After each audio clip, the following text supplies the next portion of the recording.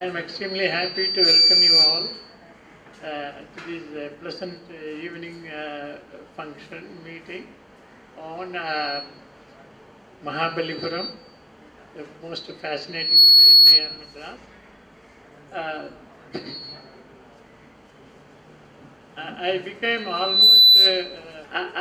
almost all of a sudden notorious 50 years back by saying that this group of monuments at Mamallapuram attributed to successive Pallava rulers, I said that is not a correct view. The correct view is that all of them were made by one and the same ruler. So, and it was attributed to earlier to Mahendra Varman, then his son Narasimhavarman, then Parameswara then Rajasimhan. Just to give you a background, these were the kings to whom all these monuments were attributed. And then one of the most important points that was mentioned is that all of them left them at the half-finished stage. So most of the monuments we see at Mamallapuram, strangely, are half-finished. So what is interesting is that this little site has been visited by almost 2000 years ago, and my friend, good friend N.S. Ramaswamy, who was the assistant editor and very good writer on both cricket and also monuments, he brought out a book called 2000 Years of Mamallapuram. Of course, this is not a correct scientific title. Mammalapuram didn't have that name Mamallai. It was called Kadal Mallai in Ayvar's poem. But he has written and he was passionately interested in that, and we had been there many times. And 1 minute.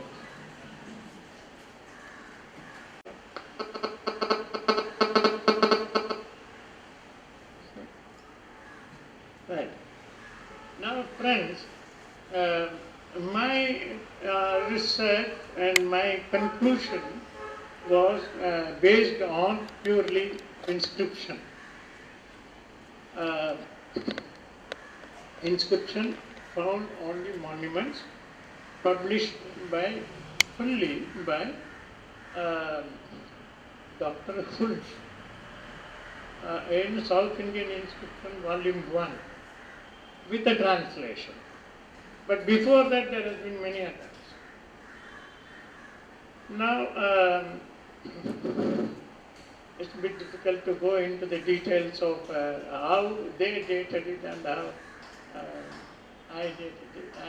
I won't go into that aspect of it now, because now today I am very happy to welcome Mr. Gopu. You see, I had a very good friend about 40 years back, one Mr. William Willets, and he was an extraordinary writer. Every week he used to write in the Hindu about all these monuments, including this atomic plant. And he was the one man who protested, why are you locating this atomic plant here? What is the sanctity of it? And in times of a war, this will be the main target of attack, and it is so near to the capital will be affected. But anyway, nothing happened, they located it there.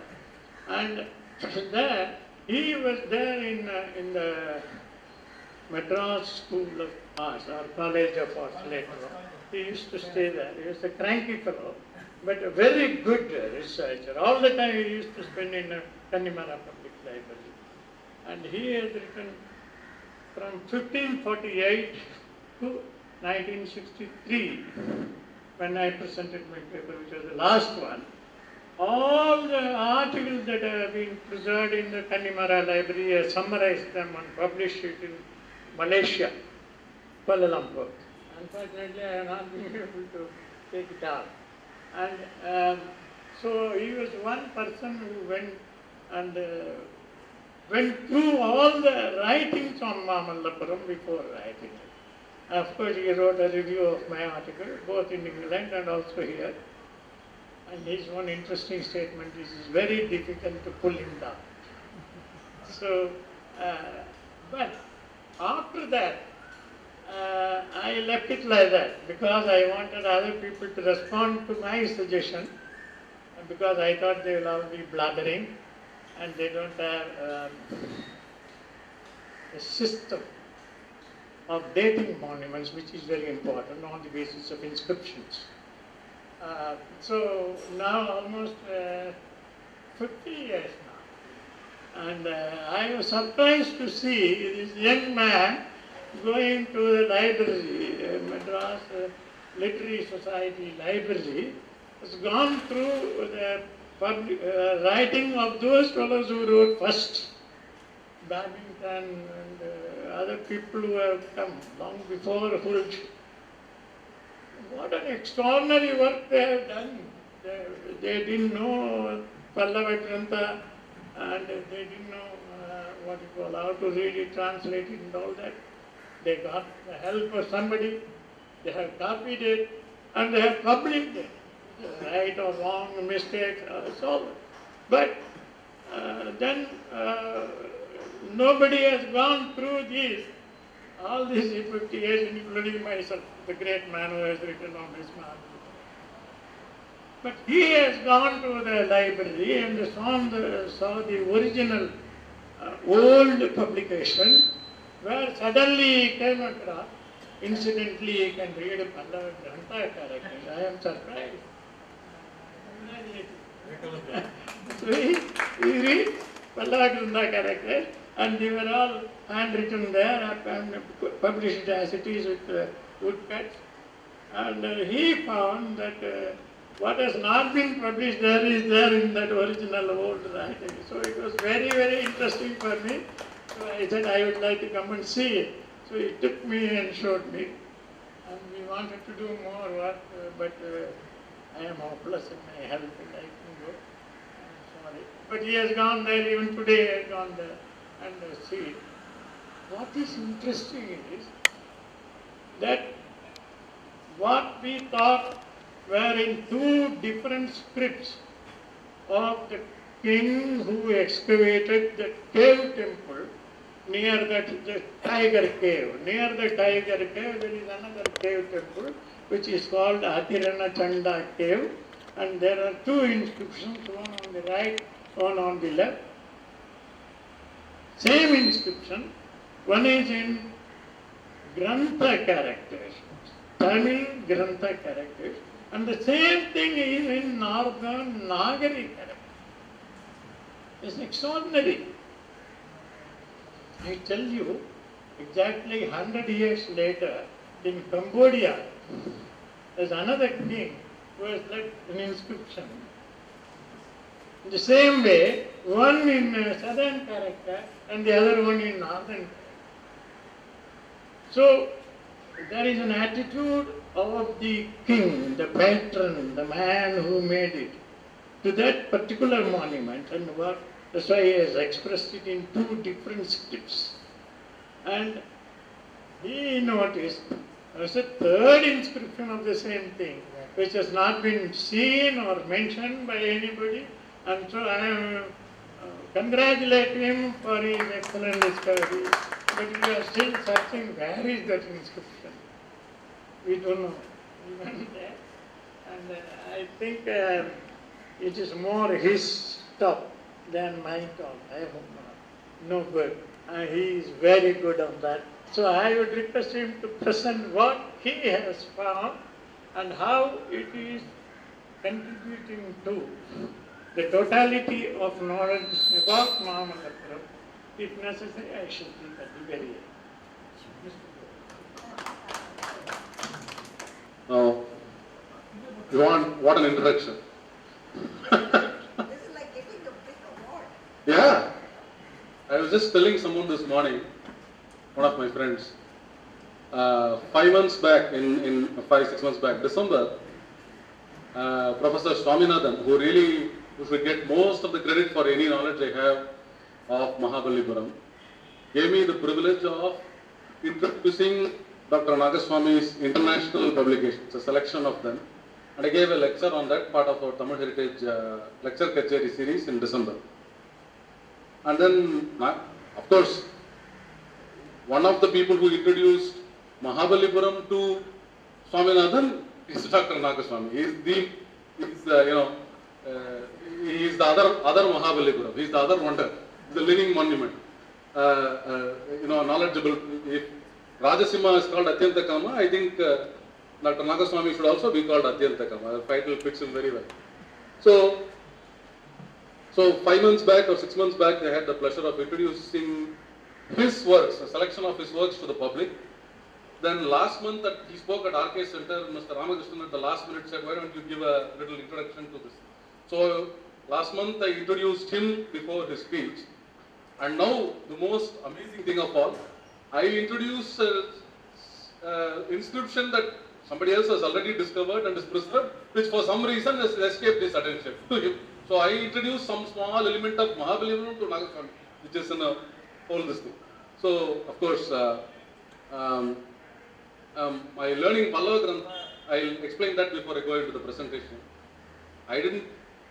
Most of us don't even know that Mahabalipuram, what is written there is Sanskrit, and it is the script called Pallava Grantha. Most of us in our group, in our Tamil Heritage group, the first time we heard these words only when Swaminathan prepared a seminar for us, and we all went there. We didn't even know what that script was. We didn't know that this magnificent script is the mother script for several languages all over Southeast Asia, and it's used in South India extensively. There is an alternative system to Devanagari that was used for 1,000 years. We don't know all this. I think Pallava Grantham is some Malayalam style script, that's all. So there's this other amazing aspect of it. So then I learned, and the way what Swaminathan did in his book on Mahabalipuram is he took Dr. Nagaswamy's one version of his translation, put it line by line. It's also taken from Kul's writing. It's taken split line by line. He split that inscription, and line by line he gave the transliteration and the translation.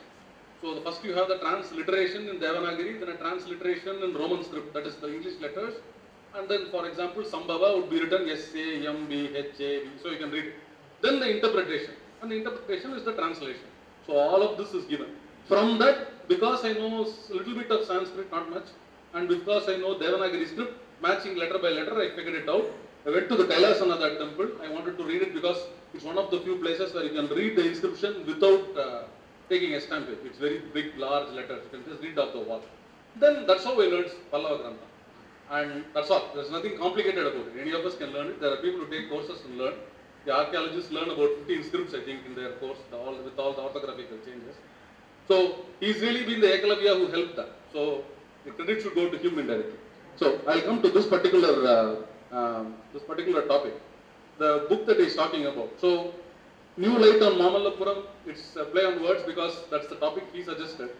And it was his theories 50 years back crediting all the monuments in Mamallapuram to Rajasimha Pallava, who then went on to build temples in Kanchipuram, the Kailasanatha temple, and also in Panamalai, the Talagirisurar temple.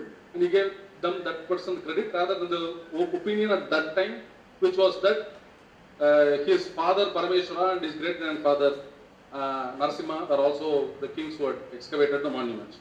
Now we'll come to this thing. There has been long scholarship on this. Mostly after the Arvar Pasurams and some inscriptions. In literature, most of the things we know about Mamallapuram came during the colonial era. First in 1788, William Chambers wrote a paper about it. But William Chambers was just, doing some general observations. He was not a deep scholar, and there was very little information about this. He was just looking at some monuments and figured out based on what he did. He looked at the script. He had the same problem that even today most of us have. If you go to Mahabalipuram today, the guides will tell you it's Pali. They won't tell you it's Sanskrit. If you go to Kailasanatha also, they'll tell you it's Pali. They don't know what Pali is. They don't know that this is Sanskrit, but they will tell it to you. So he didn't know. He said he thought it looked like the Thai script. So he thought this must have been some Siamese king who ruled here and built those monuments. This was the first misconception. He wrote out about it, and half of his article is really about Sri Lanka and Buddha and the Siamese connection. It has nothing to do with, almost very little to do with Mamallapuram. He almost ignores all these sculptures and the history there. And the Pallavas were almost totally forgotten. He didn't know of a king called the Pallavas. They were all associating only with Mahabali Chakravarti, because that's the local legend, everybody knows. That's why Mahabalipuram. Then Mackenzie, I'm not sure which year Mackenzie. Colonel Mackenzie is another great, one of the precursors of Rajasimha, of Dr. Nagaswamy, and in the line of one of the extraordinarily great scholars. And Colonel Mackenzie went around all over the place and he did a lot of these studies. And he's made a map of it and he's did some studies. But his paper I can't find. I don't know where it is. I'm sure it's there somewhere. He said he'll write to the British Library. Dr. Nagaswamy said he'll write to the British Library and see if he can get it. But I haven't found it in my simple searches, probably because I only searched for it for a short time. I'm sure some scholars can throw more light on it. But there is a book that I saw, a book by Captain Carr in that library. Actually, 4 of us went there for other purpose. Myself, Badri, Shiva and Professor Swaminathan went there and we accidentally opened this to show that thing, and then I saw this inscription quite accidentally. One of the articles published by in that book by Carr, the Carr book publishes these articles: William Chambers, Goldingham, Babington and Brada. Those are the papers that are published in the book by Carr. Now, they are all mentioned in by later researchers, but this couple of these things they have seemed to have missed. So that's the kind of gap that we are trying to fill today. Goldingham, very interesting paper. It was read out in 1798. He has written this paper. I think it was published a little later. His paper, for some reason, he misses a lot of the monuments. He gives a very general description of the Mahabalipuram monuments. He mistakes Shiva in the Arjuna's penance for Krishna. He says there is a sculpture of Arjuna praying to Krishna and Krishna giving him a boon. Perhaps somebody mixed up with the Krishna Mandapam or something, I don't know. But clearly he says that. He has paid no attention to most of the monuments. He spends a lot of time describing something called Draupadi's churn and some tank and some lion throne and misses all the great monuments. He is paying very little attention to all the great monuments. And I think he mentions the Adivaragaswamy temple, which is now called the Adivaraga Mandapam, which is something that most people don't know exists. It's on the backside of that big hill. It's one of the few temples. There's the only Pallava monument that's still in active worship there, along with the Ganesha Ratha, which is not originally a Ganesha Ratha. So Goldingham's got something. He's made some mistakes. He's not sure what it is. He's not sure what the scripts are. Vaguely he's written some article. But he mentions, I think, Ellis and Mackenzie tried to take soundings, because the rumors then that these are called the 7 pagodas by all the European scholars. So he makes a mention that the Brahmins there say that there are 7 temples, of which 5 or 6 are buried under the sea, the 2 remaining being the ones at the shore temple, the others are buried, and occasionally you can see the golden top. So he mentions that Mackenzie and Francis White Ellis took soundings and found nothing. They took soundings and in a futile attempt they took soundings, is what he says. So that information is there. Now, after Goldingham comes Babington, and Babington is the premier scholar. In the first thing, we have some solid information that we find. Remember, look at the gap there, 1798 to 1828, nearly 30 years. In this 30 years, remember that in the north also a lot of discoveries are going on. We have much more knowledge of Indian history by this time. The Asiatic Society has done a lot of work. So that's all there. But Mahabalipuram, there has not been that much work going on until Babington goes on. His name is Guy Babington. He has gone there. He has gone along with, and I'll come to him. I'll come to him a little data later. Then he is the one who's first identified some of the inscriptions. He says this is Sanskrit. This is not anything to do with anybody from Siam. These are Hindu monuments. He specifically says of the Mahishasura Mardini Mandapam, this is the most dynamic sculpture, Indian sculpture that I have ever seen. And people who have seen probably far more sculptures will also, I think, agree. It's one of the most dynamic sculptures.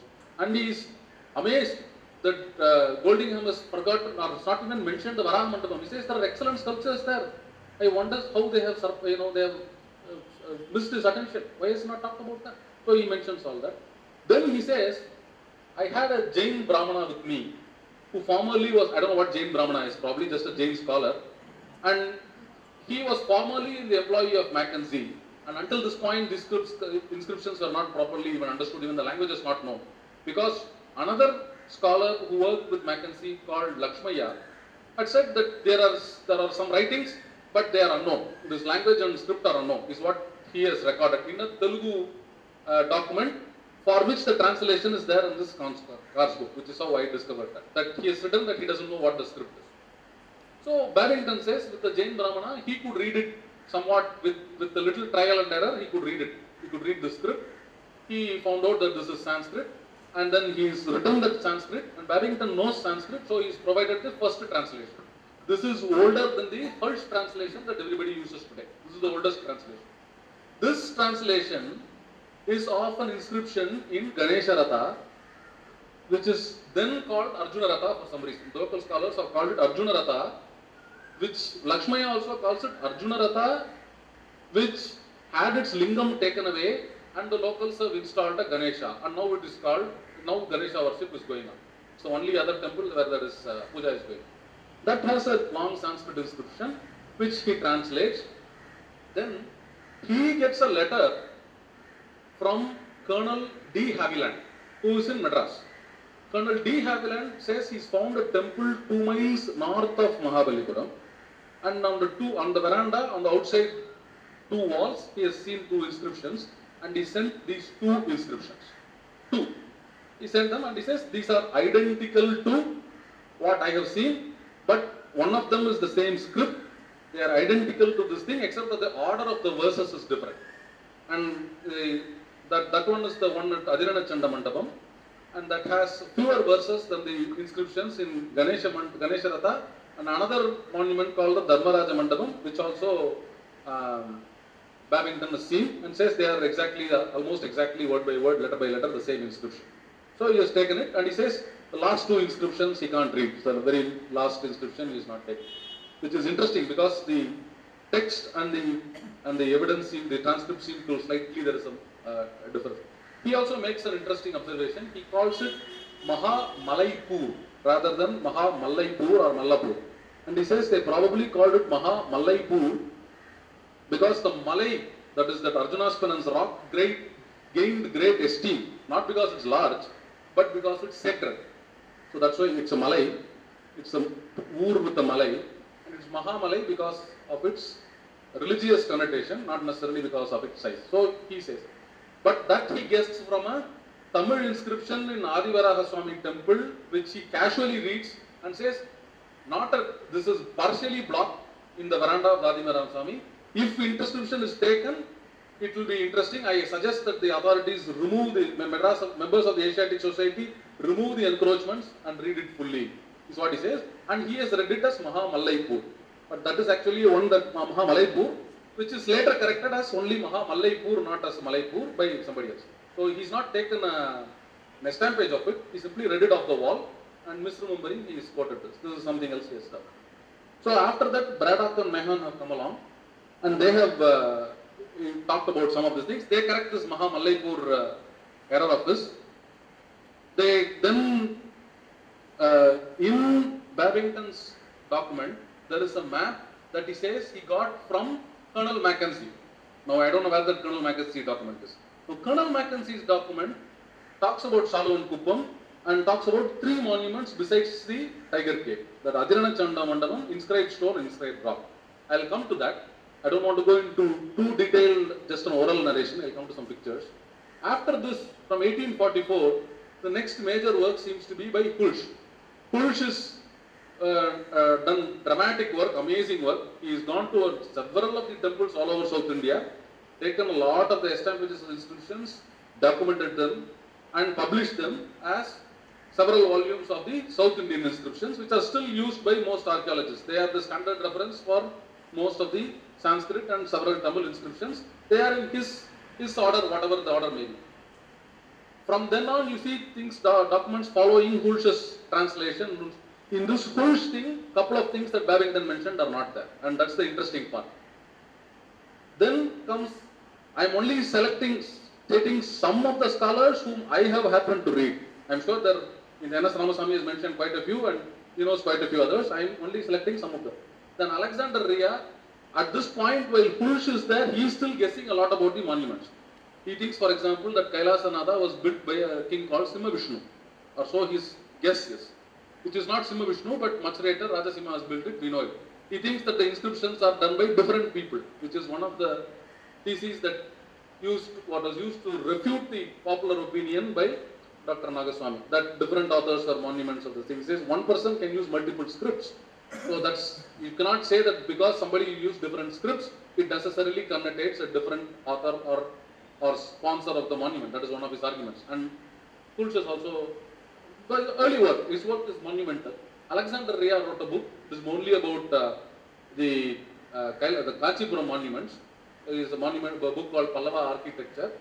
And there he notes all these, but he doesn't also know in detail the Pallava history. He is still talking about Athontai and Ilamthirayan and Kurumbars, because they don't know who these people were. They were the first people to discover that it is not Chola but Pallavas. Somebody called Pallava, possibly also called Kurumbar, were existing before Cholas. Because even if you go anywhere today, somebody will say, this is very old, this is Chola Kalathu Koi. They'll point to a temple that is 400 years or 300 years older than any Chola temple and tell you it's a Chola Kalathu Koi. Because Chola is the word associated with Padamai. If you go to Kailasanatha, Chola Kalathu Koi, so which is a common misunderstanding. But Pallavas are because they don't know. So these people have, Alexander Rea also is talking about Kurumbars, the former genealogy is not due.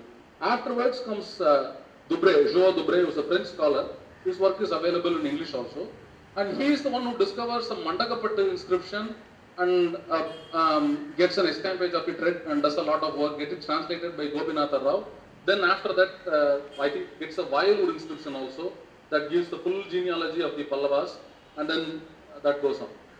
Now, the third inscription that he talked about, the inscription in the third script is no longer in Pulch. There is no reference to it in Dubré. There is no reference to it in all the later scholars. For some reason, they have probably not had access to that particular article by Barrington, or they have only had a facsimile of it, which doesn't include that particular inscription. So later on, K.R. Srinivasan. So this is transliteration, monument, early documentation. Afterwards comes interpretation and theorizing.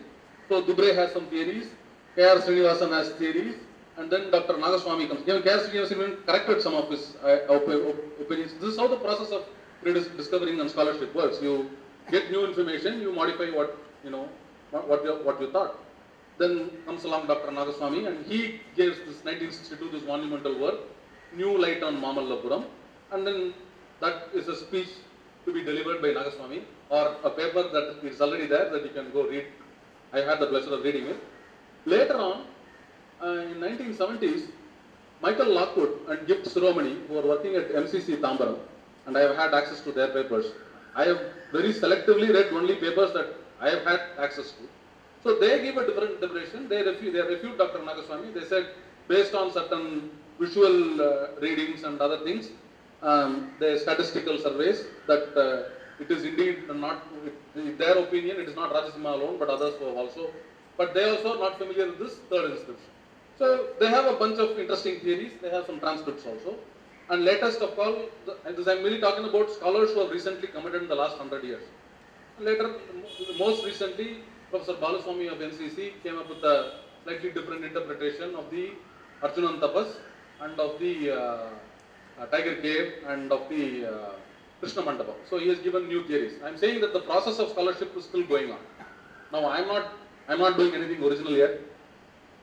So this is Captain Carr's book. The cover is the 7 Pakodas. We had gone there, this library, this wonderful library called the Madras Literary Society Library, which was established in 1812. They have a library on College Road in Nungambakam.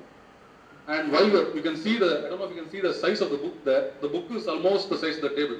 So if you spread it, it will cross both edges. That's how big it is. Huge book.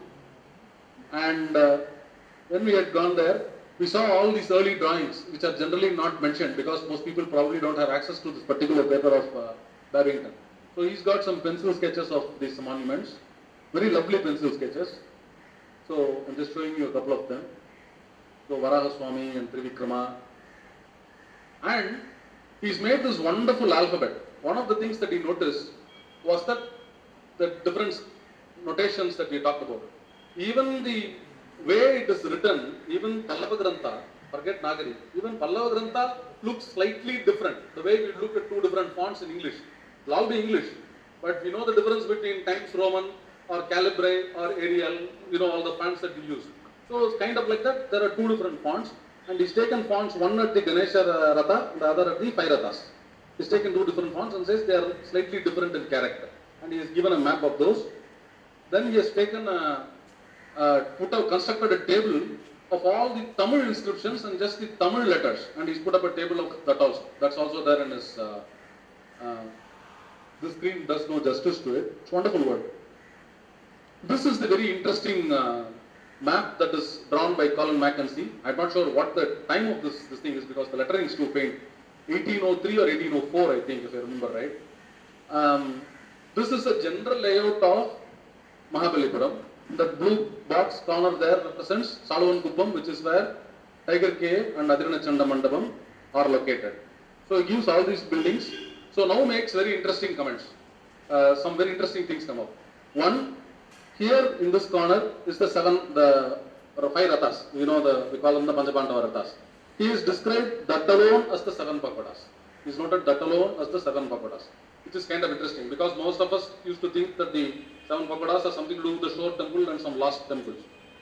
Then he is given some notations with map numbers. He is not specifically mentioned any temple, just put some numbers. Because we don't have access to Mackenzie's paper yet, we don't know what all of those necessarily mean. In Salovankuppam, he has actually written stuff. I don't know if you can read this here. This is a blow-up of that section. So in Salovankuppam, he has written Salovankuppam over there. This monument where the blue arrow is, that he calls it projecting rock.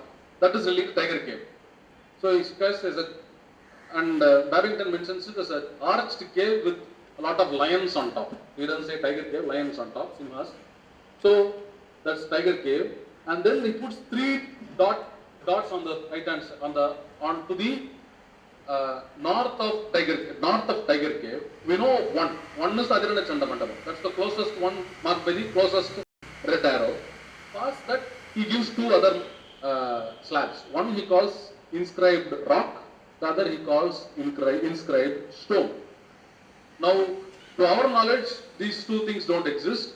Recently, after the tsunami, one of the things seemed to have shown some inscription, a natural kind of rock, and some people have done some research on it. They found a little inscription, they dug it up. There's a lot of brick structure underneath that part. They think it is a Murugan temple.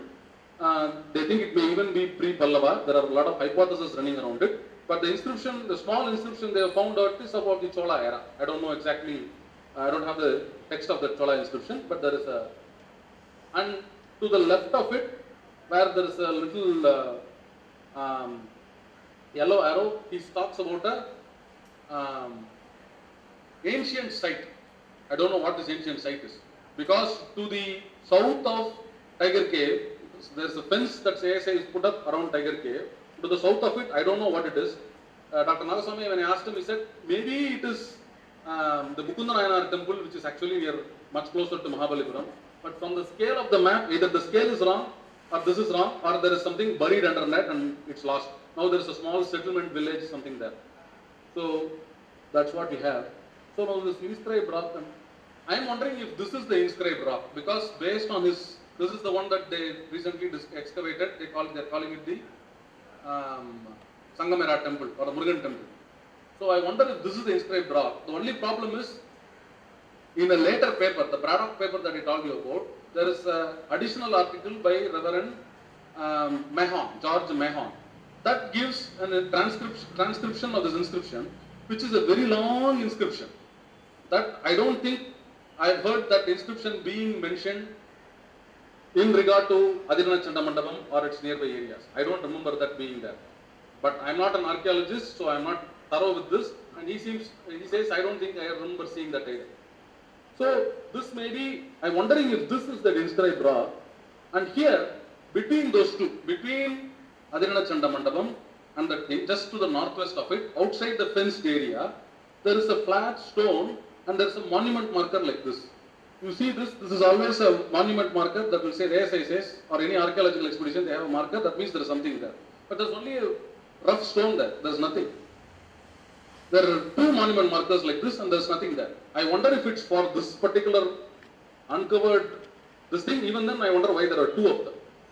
I have more photos. I didn't want to. I was going to do a 10-minute presentation, but he said you are going to do the bulk of the presentation, so I'm expanding. So I didn't have put too many photos up. So this one also puzzled me. This morning I went and want to see if I missed something, and at the very bottom line I missed a line, and I'll come to that. So this is the inscribed stone that he describes. Northwest of this mandapam. This mandapam meaning Ramachandran mandapam, on a flat stone, number 32 in the map. That is Colin Mackenzie's map. Level with the surface. That means something at that level. So northwest of this mandapam. So not on that mandapam, because in Ramachandran mandapam there is a Chola inscription on the floor, on the ground. So that's not. Northwest of this mandapam, level with the surface, is this inscription.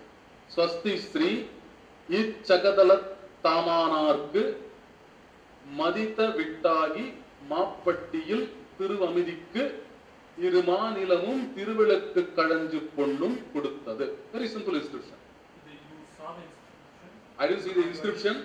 I am only reading the transcript from not Babington but Braddock's paper. Not even Braddock. The annexure to Braddock's paper but there is no separate Braddock's paper. The Braddock's paper, Braddock died and George Mahan compiled Braddock's work and somebody Taylor's work and put it in one paper. So that's the work we have. And that one has this particular line saying this is there on this stone. Number 32. Number 32 coincides with the map, the Mackenzie map, which remember, just 40 years earlier. The map is 40 years earlier. Then he says there's an inscribed rock, and this is a description that Mahan gives. About 100 yards north of Mandapam, Ramachandran Mandapam, is a mass of natural rock, number 33 in the map, one end of which is covered in long Tamil inscription. In 1840, sand was cleared away and the transcript was made. Now I must make two additional comments. Most of Mamallapuram was buried under the sand. They were re-excavated by different British archaeologists at different times. This tiger cave itself was buried under the sand, excavated, cleaned up. Then another 40 years later, it was again got buried under the sand. This time what they did was they planted a lot of trees on the front so that sand wouldn't do it, and it came under continuous maintenance. So we have some history to that in the British era. So those of you who have been to the Shore Temple, if you go to the Shore Temple, right next to the Shore Temple, to its immediate north, to the left as you face it, there is like a well-like structure with a few steps. And there is a varaha in it, and then there is a pillar kind of thing, 4 steps in it, and there is another small well. Those were all discovered a few years back. 15 years back only they have discovered that there is something underneath, and then they dug it up. So even this late we are finding new things. So this transcript says, Swasti Sri Thiruvaikkelvi Munvaga Tribhuvara Chakravartigal Madurayum Eelavum Karuvurum Pandiyan Mudithalayum Kondu Veera Abhishegamum Vijaya Abhishegamum Panni Arudiya Tribhuvana Veera Tevarku Yandu. Nagaswamy says that's 37, 37வது Jayankonda Soda Mandala, and then I didn't copy it. It is a very long inscription. We'll go get a facsimile of it at some point because I'm hoping that somebody in the archaeology department starts digging up and we find some stuff. But this has been recorded in 1844 and so on. And then there is a long active inscription. But what interested me was the sign. It was signed by several people. The document inscription, and I will put only a separate subsection of the signs. இப்படிக்கு தில்லை நாயகன் எழுத்து, இப்படிக்கு பன் Maheshwara button சிவபிராமணன் ஆட்கொண்டவில்லி செல்வப்பிரான் எழுத்து, இப்படிக்கு ஸ்ரீகாரியம் செம்பியம் மூவேந்த வேளாண் எழுத்து, இப்படிக்கு கோயில் கணக்கு திருவிழிச்சலுடையான் எழுத்து. Tiruvichal, by the way, was the name of this what we call Salavankuppam, the tiger cave area in the Pallava times. Later only in the Vijayanagar period it is called Salavankuppam. இப்படிக்கு திருப்போரியூர் 48,000 பிள்ளையோன் எடுத்து, இப்படிக்கு அறிவேன் சிறுதாவூர் முறிச்செட்டு நாராயண பட்டனானே, அறிவேன் மாம்பாக்கிழான் கலிநெறிக்கு மரநெறிக்கும் முறவுக்கு பெரியாண்டான். You can see what the inscriptions go like. Payyanur Kurovi, Visamur, all these names, Payyanur, Visamur, all these places are right there. If you go on OMR or ECR, you will find all these places. They are all neighboring people who have done something, contributed or signed in this document. So it has played some significant role. I think from the Madarayum Veedamum Konda Swaran, he thinks it is Kulotunga II, correct sir? Is it Kulotunga II that the Madarayum Yidamum Tribhuvana Kulotungan? So he thinks that is the Mekirti of that person. So then we'll come to the two other interesting things. This is the transcript of the Ganesharatha inscription of Barrington. The transcript is there. So now this I can read. This is what catches my. This is Pallava Grantha. I can read this. This says Sambhavasthiti Samhara Karanam Vita Karana Bhuyat Atyanta Kamaya Jagatam Kama Mardana. It's a very nice inscription.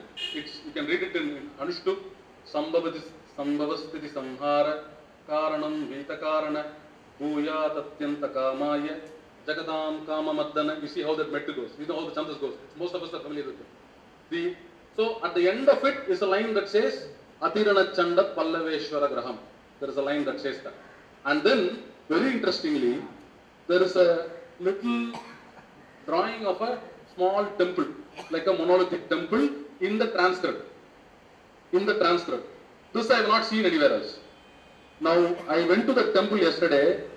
This is Ganesharatha. This is where the inscription is. And that blue square on the back wall is where you can see the blue square. On that wall behind that pillar, this inscription is there. I went yesterday because I haven't seen this little temple drawing. I tried, I couldn't get a good, even on the computer screen it's not a good picture. With this light and with this thing, it's very hard to see. You can see some square-like figure. That's all you can see. Too glaring. It's not there in the other copy inscription, which is in Dharmaraja Mandapam. Dharmaraja Mandapam is an empty cave, plain cave with three walled kind of thing. And on the side wall, I don't have a good photo of it. I don't know if you can see it. I think the light is this thing. So this is Dharmaraja Mandapam. It's right underneath the Mahishasura Mardini cave. And this has an inscription and it doesn't have that stencil drawing or a square box. So this is what it actually looks like. Pallava Grantha looks like. And this is what the inscription looks like. And we have a translation and all that stuff. So what's interesting to notice is that in Ganesha Ratham and in Dharmaraja Ratham, I think at the very bottom it says Atyanta Kama Pallaveshwara Graham. So the important point. That is the name of the temple. Atyanta Kama Pallava Ishwara Graham. The Ishwara of Atyanta Kama Pallava. So it's his temple. But in Rajasimha's Adirana Chanda Mandapam, it doesn't say Atyanta Kama Pallaveshwara Graham. First he has a title that says Adirana Chanda Pallava. Then he has one of the lines in that this is the two inscriptions on the Adirana Chanda in the Adirana Chanda Mandapam. And my enthusiasm is overrunning me. So this one is in Grantha, that one is in Nagari. You can go read it. This one has a line that says this is Adirana Chanda, this particular temple. He says Atirana Chanda Patir Avani Bujam Atirana Chandeshwaram Idam Akaro. Atirana Chanda, the king of kings, Pati of Avani Bujam, Atirana Chandeshwaram Idam Akaro. I created this Atirana Chandeshwaram. Ihagiri Tanaya Guhagana Sahito. I'll finish it. That Chandas is very beautiful. Atirana Chanda Patiravani Bujam Atirana Chandeshwaram Idam Akaro. Ihagiri Tanaya Guhagana Sahito. Niyata Kritarati Bhavatu Pashupati. That is that beautiful mat. Different from the Anushtup and some of these things. This one doesn't begin Sambhavasati Samhara Karanam, but it begins Srimato Atyanta Kamasya Disha Darpapaharina and Sridide Kamaragasya. So it goes like that. It starts with an Anushtup thing and has this line. These two lines are there both in the Adirana Chanda line is only in this temple. It cannot be in any other temple because they are not Adirana Chanda temple. So it's there in this temple. So now here's the active interesting part. Now the two inscriptions that I talked about. One is in Nagari, one is in Grantham, but the text is almost the same. Incidentally, I'll come to that. So this is some shrines from the Kanchi Kailasanada temple, which is also built by Rajasimha Pallava. In this temple, you have all the small shrines like a garland around the temple. Each of them is beautiful But what's interesting to notice is that there are inscriptions on this side, these slabs. And on these slabs, this is how it's done. So you have the main sculpture here. For example, this one I think is Narasimha. Then this you have the Yali pillars in front of them. There is a Nagari inscription at this level. Then on this level, one on the slanted portion, there is a Grantham inscription. And on the straight vertical portion also, there is a Grantham inscription. The slanted inscriptions are worn out on almost all of them. There are only 3 or 4 of these shrines that have some remnants of them.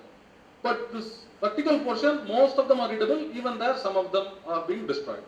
And finally, there is a very beautiful calligraphic Nagari inscription. It is basically Nagari, but beautifully calligraphically done inscriptions on the lowest level. So all are Sanskrit, all are titles of Rajasimha.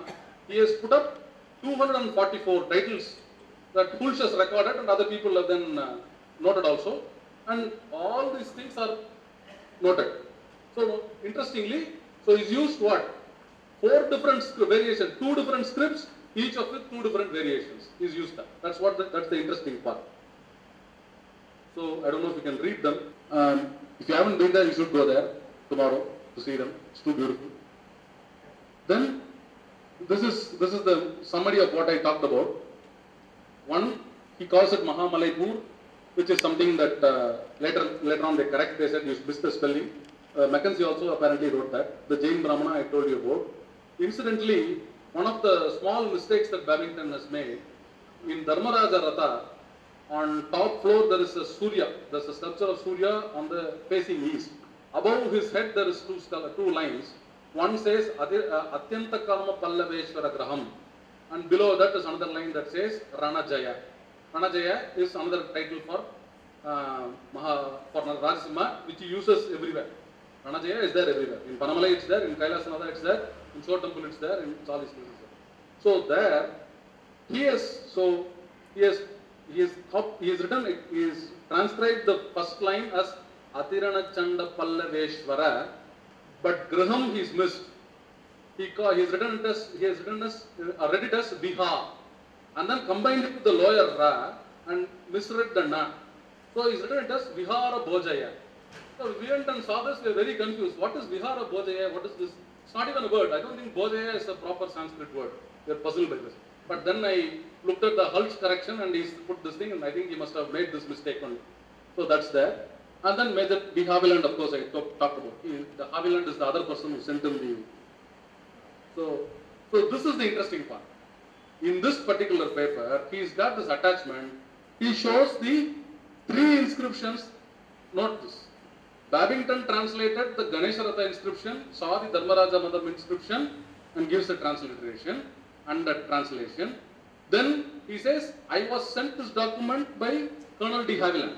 Who's the one who sent him these 3? Colonel D. Haviland has sent 3. This is the one that struck my attention as soon as I saw it. Because those 2 I have seen. This I have not seen. And it attracted all our attention because we all recognize this.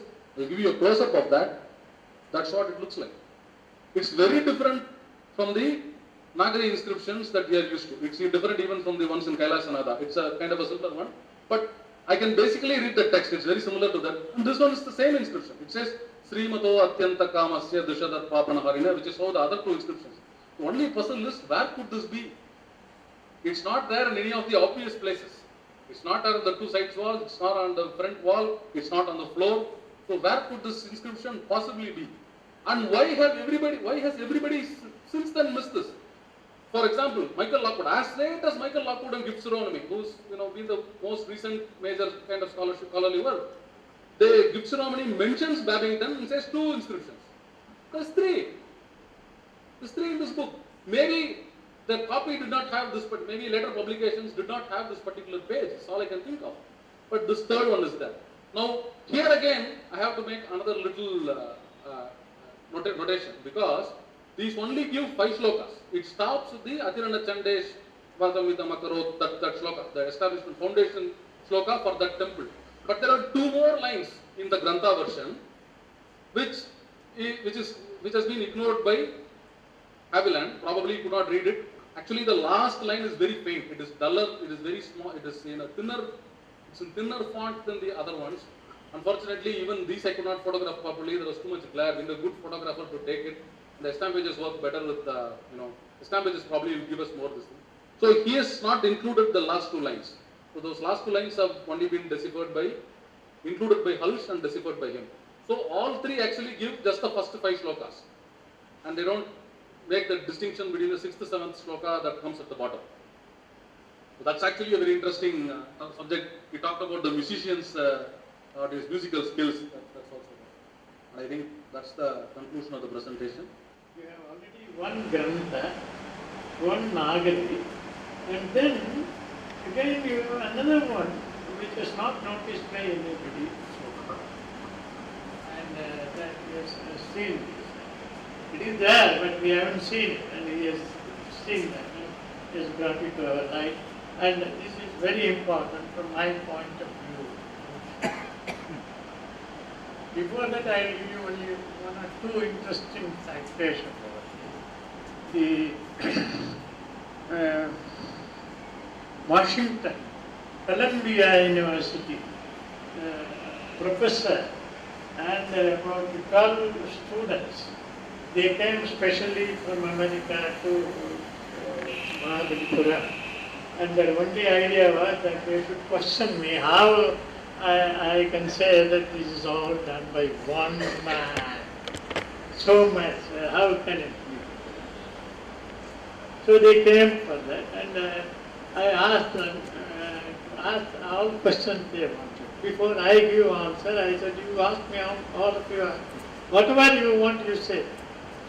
And then including the professor, I asked her, you also ask me a question, I will give you one answer at the very end. I will give you a different view. The great temple of Tanjore has an inscription on the base which says, Raja Raja, I built this temple. He says, I built this temple. Before it was published in 1892, there are so many Puranas. Some Tanjasura there, somebody fought with him, a king fought with him, and then they built the temple. And so the story of Tanjasura came into it. But once this was studied, and that it was Raja Raja who said that I built it, then that is the most important, what we call Leksha Pramana, written document for dating this monument. We have several such monuments where the builder says, I built it. So, if you don't believe that this inscription which says, I built it, and say, no, I know stylistic consideration, I know paleographic evolution, I know architectural evolution, this will not be accepted by the intelligent international community. They want solid proof by way of written document. That's what he is studying. He says, Ramachandran says, I built it. This is the only inscription which I took as the basis, that when the king said, I built it, I believe it. I cannot go beyond it. You can't say 20 years back the style was different and this has come. You cannot talk of stylistic difference in Mahabalipuram because every cave temple is on a different plan. Every cave temple has got a different facade. Every cave temple has different types of distribution of sculptures. Similarly, every monolithic temple, the rathas, each one is different. No two things are alike. These monolithic temples. Look at that great Arjuna's penance. There are more than 96 sculptures. Look at them. Not two sculptures resemble. Now you have a mandapa before the Krishna mandapa, before Govardhanadari, which we call Govardhanadari. You have to remove it. I tell my friends, you remove that mentally, that mandapa, and look at these two monuments. One, a great river falls down from the Adhasa, the Ganges. It's a downward movement. And here is Krishna who takes the whole mountain up like this. One is the downward force and the other is an upward force. And of course this mandapa was built quite late.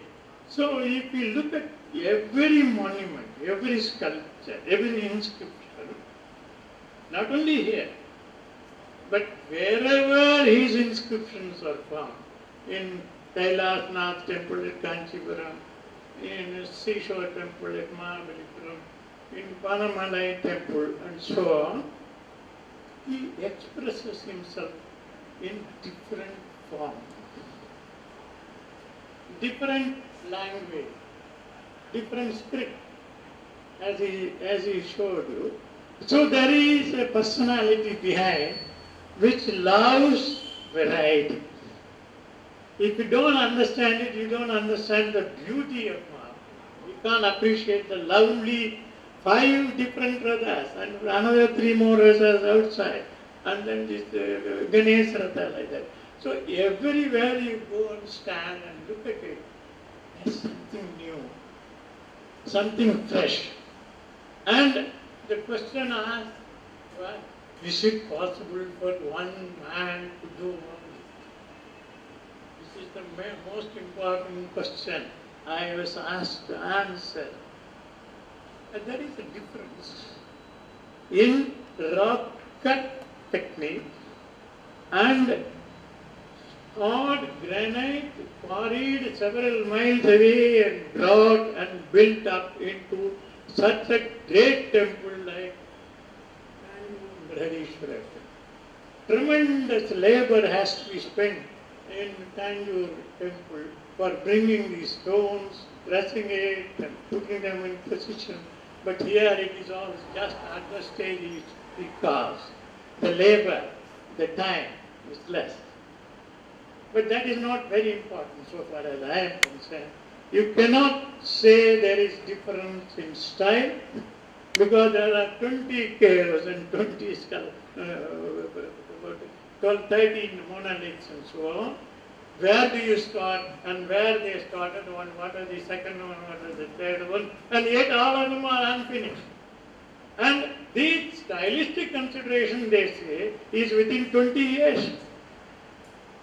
I thought I am not competent to say that after nearly 1,200 years ago that there was stylish difference at that time between 680 and 700.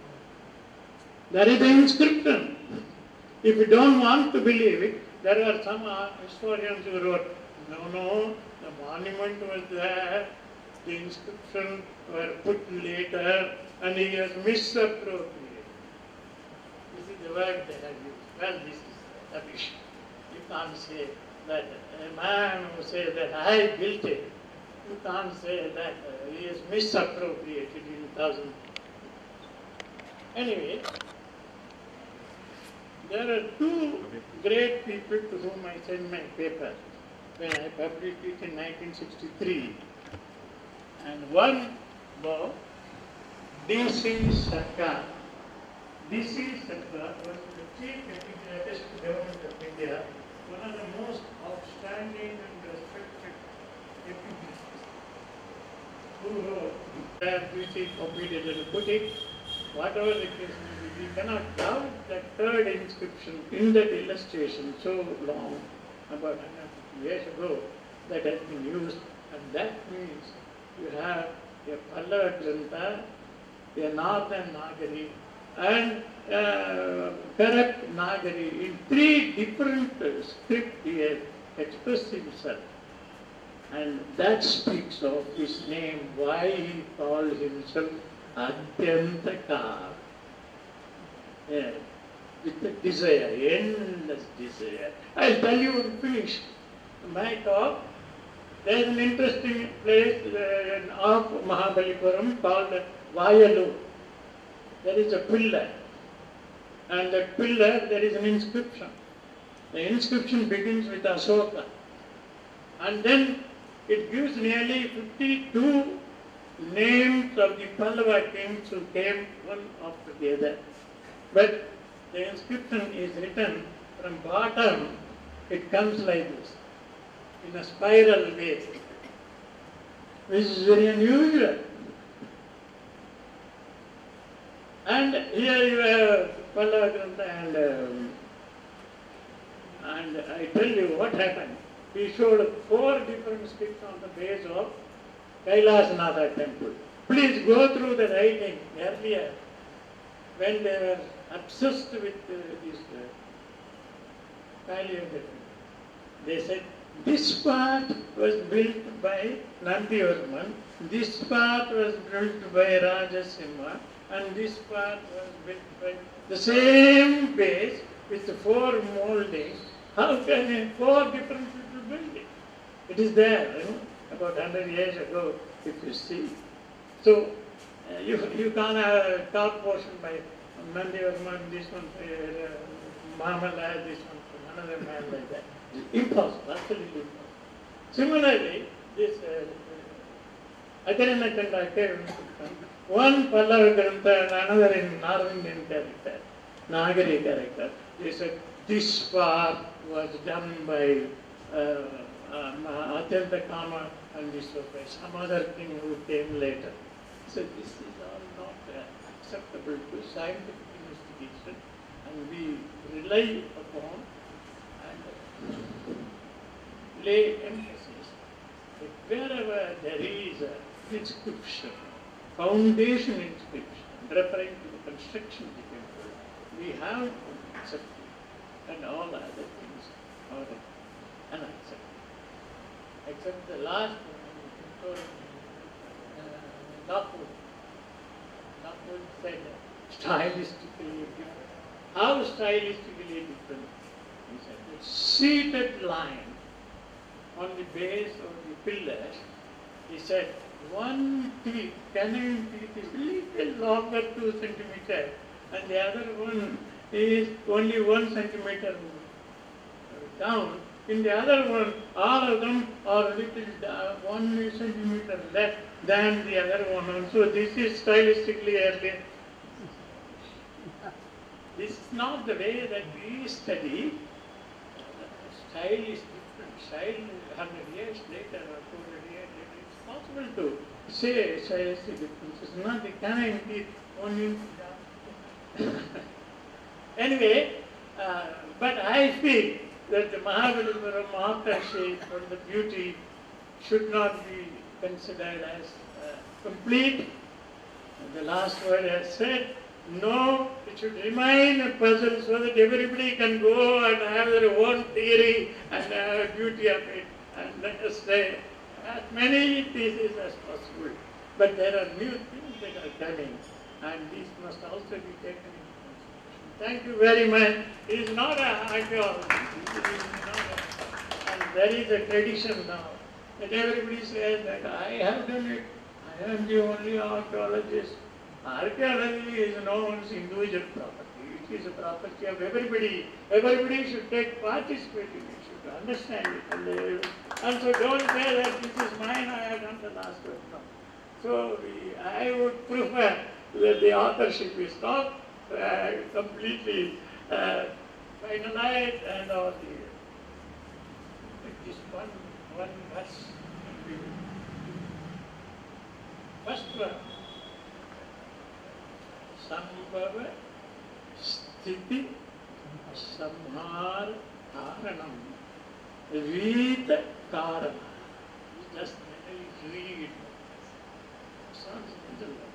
This is what is called Sambhava Sthiti Samhar Karanam Vita Karana. It is opposite. he uses opposite meaning, words that could give different, it is called Virodha Abhasa in Sanskrit parlance, where apparent opposition, but it is a method of alankara, amaya, chitra. He has no maya, but he creates so many beautiful things out of maya. Agunaha, guna bhajana. He has no guna because he is beyond guna, but he is the abode or receptacle of guna. Aguno guna bhajana, swastha, niruttara, jiyat, anisaha, Rameshwara. He has no Isa, but he is the Parameshwara. Same word.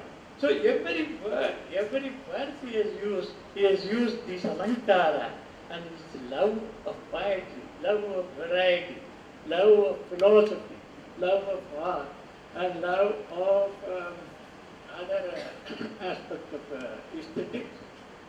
And you can go on, his love of music, you can go on talking about his love of dance.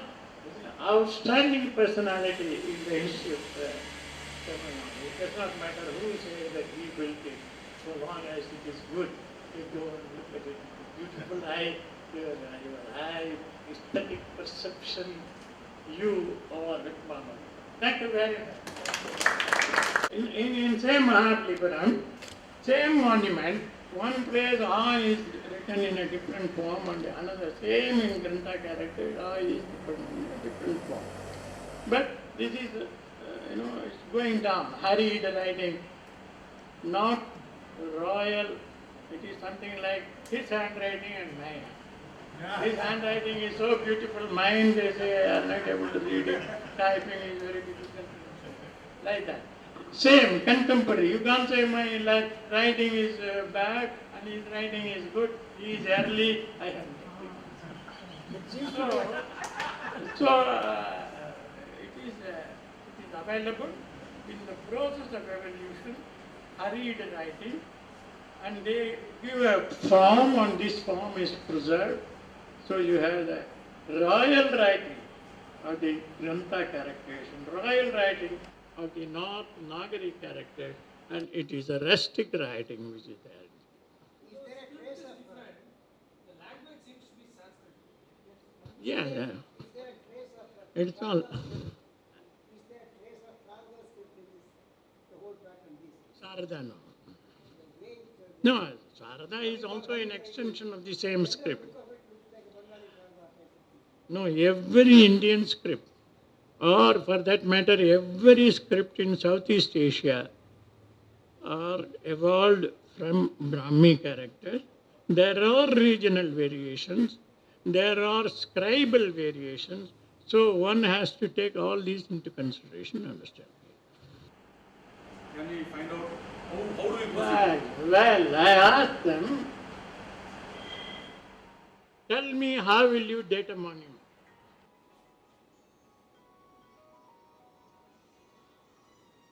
This is the question I asked them. Tell me how you date a monument. And then they said, oh, we'll go through the writing, inscription. So if you don't have the inscription, you cannot date. Now, if there are monuments where there are no inscription, you compare it with known inscription, dated inscription, and then come to the decision. Otherwise, it is not. So the only way stylistic consideration can be effective only when you have two fixed points of dated inscription, one there and one there, and in between you fit in if there are no inscription. If there are inscription, then you have that date and these dates are clear. So if you cannot accept that date which is found on that, then there is no way of dating any monument in any part of the world. So we got that. It may still be there for all we know because, like I said, in the Shore temple, that thing was buried. Only 15 years back it was discovered. So these two slabs may be there. We don't know because from the rock, there are still rocks where the map says there are rocks. There is a monument slab. But we can't go and dig. We can't go don't dig. Only the ASI is allowed to do that. Even like I said. So we have to. You can take permission to dig also from ASI. I actually went and tried to dig, but my thumb back. No, you can't. But I just tried to dig about with this. I didn't even have a shovel. It was very hot also yesterday. I just wanted to see if I dig for about 3 to 4 inches, I can see something. But I think I was digging at the wrong rock and not very fast, so it's not very effective. Camera is still on. If the Indian thing is done by the same. No, that is not a protected monument. Sculpture called Mahishasuramarddini is one of the finest sculptures in the world. Everybody, I have been with Dr. A.L. Bhasha, the great scholar who wrote Wonder That Was India.